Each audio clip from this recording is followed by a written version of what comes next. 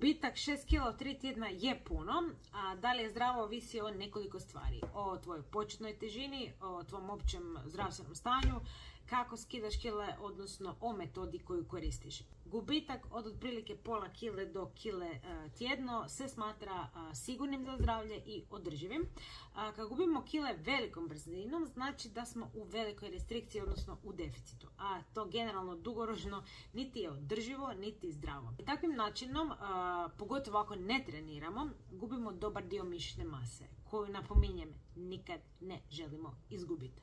Nikad. Dio tog brzog, odnosno velikog gubitka težine može biti, odnosno često je posljedica gubitka vode, posebno ako smo jako reducirali ili izbacili ugljikohidrate. A to može dovesti do disbalansa elektrolita, do umora, do poremećaja krvnog tlaka i tako dalje. Ne znam koja je tvoja početna težina, ali da, osobe s većim viškom kila mogu brže gubiti težinu u početku u usporedbi s onima koji imaju manje kila za izgubiti.